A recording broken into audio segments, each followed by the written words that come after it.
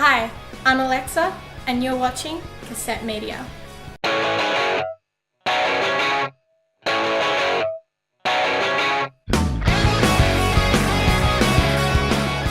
Hi, I'm Alexa, and I'm here with Perth Band from Deep Within. It's true. I'm Patrick. I'm Brendan. I'm David. I sing and I play guitar. Yeah, I'm a bassist and sing sometimes when I feel like it. I'm drums and I yell when I feel like it. Alright guys, so how long have you guys all been together as a band, and how did you meet? Well, probably been about 5 years or so. We all went to school together, so that's how we know each other. We used to watch Dave's band play. He was in another band in high school, and me and Brendan, our bass player over there, who sings occasionally when he feels like it. We used to play music together. We started playing around the same time, and then like as I said before, we saw Dave's band and we were like, wow, if we could ever get a drummer that good, that would be exquisite. And we managed to nab him somehow. We have to pay him a ransom, but he seems pretty okay with it. You handle the ransom? Yes, I did. My old band broke up, so I thought, why not? Why not? These guys are okay.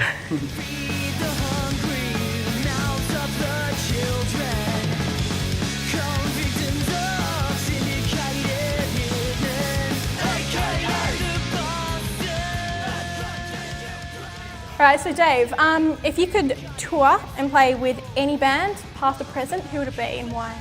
I'd really like to tour with the band Dredge, because they are amazing. Their drummer is one of my biggest influences. Anyone who can play drums and keys at the same time is okay with me. And yeah, just lyrically, musically amazing. Everything about that band is amazing. So. What about you, Brendan? I think it would have to be the Mars Volta. I think we all have a very sort of different taste in music, and that's what's so different about us. So I like to sort of anything alternative and sort of in their own, like Mars Volta just sort of stand out like that. It's me, they're so technical and so good at what they do, so I think they'd be cool, yeah. They've got a good number of albums out as well. Yeah, a lot of music, so yeah, it'd be cool. What about you, Pat? For me, it'd probably be Propaganda, go cliche.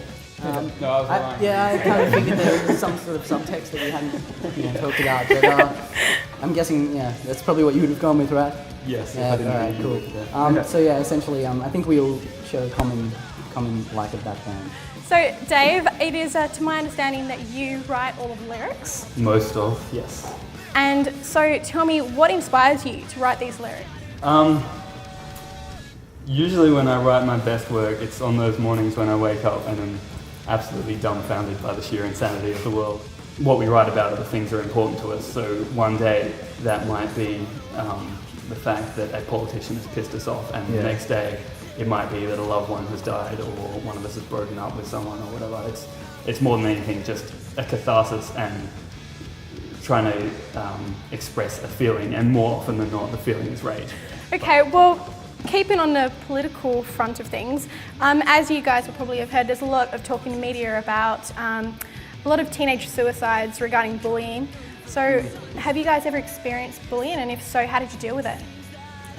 I think everyone has at a small point in their life, but you kind of tend to realise that those people are just sort of just a waste of time, so you just sort of get over it. And like, I think we were in a sort of a group at school where we weren't like the cool kids or like the nerds or whatever, but we're just sort of in the middle, and like everyone sort of, I don't know, gives crap to everyone, I guess, but yeah. It's one of those things that, particularly in your high school years, it can affect you quite profoundly before you reach that point where you realise how utterly unimportant that phase of your life is. Like certainly it shapes who you are a lot. Like I'm certainly who I am because of what I went through in my teenage years, but when you're experiencing those years, it seems that like what's going on is the be-all and end-all of your life. And once you get out of high school, you realise not only is the world a lot bigger than high school, but you're probably more lost than you were then. Okay, well, back to the album which you finished not long ago. The cover, it's pretty intense. What's the story behind that? I kind of realised after we'd written this, put all the songs together for the EP, that it works quite well as a concept, in the sense that what ties them together is essentially apathy. And so we came up with this concept artistically to start with the song Aaliyah, which is about this girl dying amidst the cholera outbreak in Zimbabwe in 2008, I think it was. The picture that follows on from that is the song is for the song Four Walls and the Lamb, which is about the failure of our leaders to act decisively towards those in pain. And the song that follows that is about war. So again, misplaced priorities of those leaders, arguably.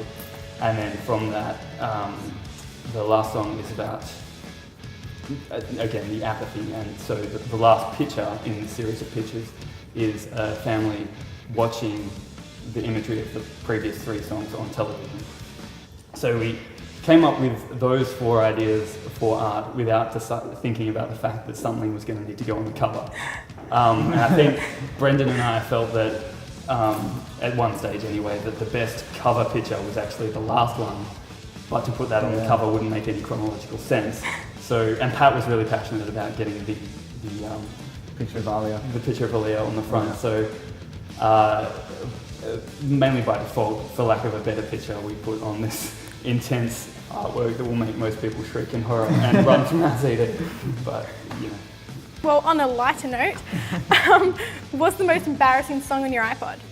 I think I have some Limp Bizkit on my iPhone. Yeah, that's pretty Limp bad. Bizkit, yeah.